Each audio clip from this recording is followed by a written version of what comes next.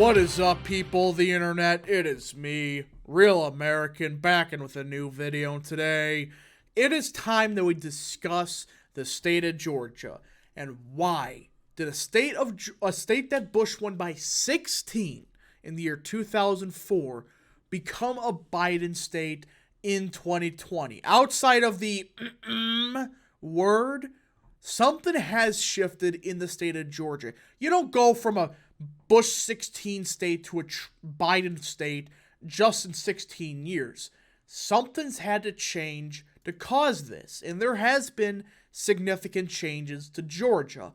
And guess what? It's not the white suburban voter nonsense. Sure, it's part of it, which we'll get to in a second, but this theory that it's somehow just the white suburban voter that's causing this is delusional.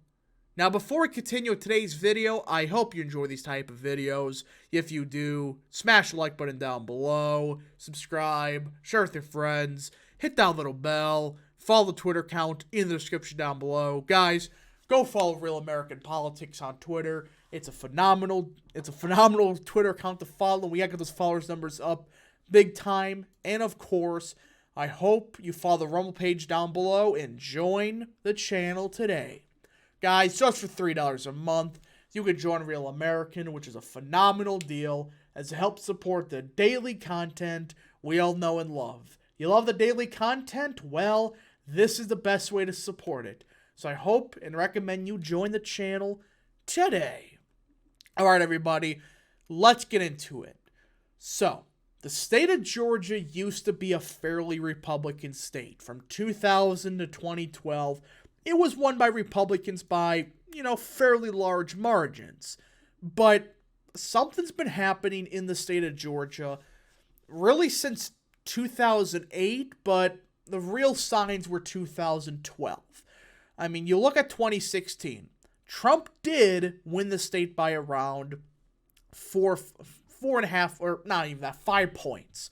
He won it by around 5 points, but you notice there's quite a bit of more blue in this part of the state, Atlanta. Look at Cobb County. This was a county Bush won by quite a bit. He won it by a lot, but it flipped. So did Gwinnett. And this entire area as a whole has gotten significantly more Democrat. Now, let me be clear. The white suburban voter is a couple points. And I'm going to show you what I mean by that. But this theory that somehow Trump single-handedly lost this Florida or Georgia is ludicrous. Stop this crap of blaming Trump for every little thing. Guess what? The state of Georgia was shifting Democrat far before Trump. And guess what? Here's the kicker. Guys, what's the demographics of Georgia from 2004 to 2020? You know what the big changes were? It's gotten significantly more Asian and African American. Now, the Asian vote, you could probably win a couple of those voters, but African American voters, outside of young males, you are never going to get more than like 15% of the vote with that group. You just aren't. Stop it. There's been, I think the electorate's now like 45% African American, I believe. I don't know off the top of my head, but back in 2020 or 2004, it was around 30%. So, it's gotten significantly more African American, and it's gotten way more Democrat. Now, that's not all. And like I said, the state of Georgia, there is a white suburban voter problem. Somewhat. This idea that it's just Trump, bullshit. A couple points here and there, and we saw this in 2022. Look at Brian Kemp. He's the governor of Georgia. He won by around 8 points. Look at Gwinnett. He only lost it by 31,000, or we're not going to do raw votes for some of these, but look at Gwinnett. He lost it by around 11 points. Trump in 2020 lost it by 18. So it shifted around 7 points to the right, or actually 8 points. Cobb shifted 10 points. Fulton, 8 points. DeKalb, 4.5. Henry, Rockdale, they actually shifted Democrat. So the northern suburbs did actually shift quite a bit Republican. But here's the thing, though. Why did this happen? Is Brian Kemp some moderate? Now, according to some people in Trump world, he's a rhino. And I always supported primarying him out because, well, he just wasn't good the first couple of years. He was just not good. He did one good thing, and that was related to, I think it was an abortion ban. I think that was 2019, was it? Or 2020. But outside of that, Kemp did nothing for the first 2 years. But finally, after he got attacked by Trump in 21, he started to be more conservative. He signed a couple concealed carry bills, education reforms, election integrity, and I believe it was a heartbeat bill that was actually signed in 2021. I think there was an abortion ban signed a year prior. I can't remember how that went, but Kemp improved dramatically. And, well, he deserves praise for it. But guess what? He's arguably more conservative on social and cultural issues than Trump. And people call Trump some far-right neo-Nazi. Guess what? Kemp did a bit better than Trump in the Atlanta area, except the southern suburbs. But here's the kicker. All right, a place like Gwinnett, it still shifted Democrat from 2016. Cobb shifted significantly Democrat, or not as much, but basically all the Atlanta counties, except probably Fulton, actually shifted a bit Democrat. I mean, all of these shifted Democrat from 2016 to 2022. So it's shifting Democrat, but somebody like Kemp, who, he is a very conservative guy. Stop this crap that he's some rhino. I never said he was a, rhino or anything like that. I just thought that he was useless as a governor. He really hasn't done anything. Then he finally started to do some good stuff, and he won the primary. But this isn't, my conservative problem.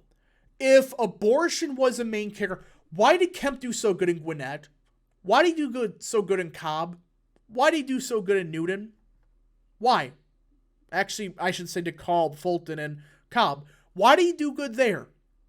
But at the same time, he ran it up in the rural parts of the state. Two things. One, he's a conservative. He's one of the more conservative governors we got, and he was actually effective in the last 2 years. But the second reason, and this is a big one, his campaign was brilliant in 2022. They pushed for early voting far before any other Republican did. Everybody's starting to push for early voting now. Kemp's people, they pushed it in 2022. Now, Stacey Abrams' campaign was a flat-out disaster. That maybe affected it by a couple points. But guess what? You do not get a larger net vote victory in Whitfield. Right? It shifted 15 points Republican. Kemp won it by around 15,000 votes. Trump won it by just under 15,000. So with lower turnout, Kemp did better, raw vote-wise, margin-wise, in Whitfield than Trump did. Similar deal in Cherokee. He won by around 60,000. Trump, he won by around, 57,000. So he got the base out, mostly, and at the same time, he did get he did do slightly better in the Atlanta metro. But, yes, push for early voting and all that stuff, that helped, but why didn't these voters vote for somebody like Herschel Walker? Now, this is one thing that a good friend of mine has been talking about, and I'm starting to agree with it. People in, Atlanta suburbs, the Texas suburbs, they're more than willing to vote for a guy like Abbott, Kemp, yada, because, they're Christian, they're, fairly conservative stuff, but their optics. They have good optics compared to Trump. This is the problem with Trump. His optics works for boosting rural turnout to the max, doing a lot better than Republicans in most areas, but his problem is there are a lot of voters that they just hate Trump personally. They hate him for, he had how many wives? 3 or 4? And that's a thing that I think many people, don't talk enough about. These voters vote Republican for Abbott, they vote for Kemp, they vote for maybe somebody like Corden, though Corden may be done. Either way, you get the point. I just think this has to do with the fact that a lot of these voters, they just hate Trump personally. But they would rather vote for Kemp, who is arguably more conservative on abortion, guns, education than Trump is. And I'm not saying Trump's a liberal on those issues, though abortion, I have a problem with him here and there about it. I'm just saying that I think these voters would be willing to vote more Republican if you get somebody like Kemp, who has good optics, but is fairly conservative. I mean, Youngkin's similar deal, though he's starting to show some signs of crackage. Abbott in Texas, etc. DeWine signed a heartbeat bill. He won by 30. So at some point, people got to realize you can be conservative, an actual conservative, not, oh, I want corporate tax cuts, but I'm pro-choice. Not that kind of conservatism. Cultural conservatism can win if you get somebody that is popular or is personally popular, has good optics, like Kemp. He was a good governor the last 2 years, and he got rewarded re-election for it. Similar deal with Herschel Walker. His problem, in my opinion, wasn't really the fact that he had some weird statements here and there. Guys, when you hear him talk, he's fine. There's some weird out-of-context stuff here and there. The debate was fine.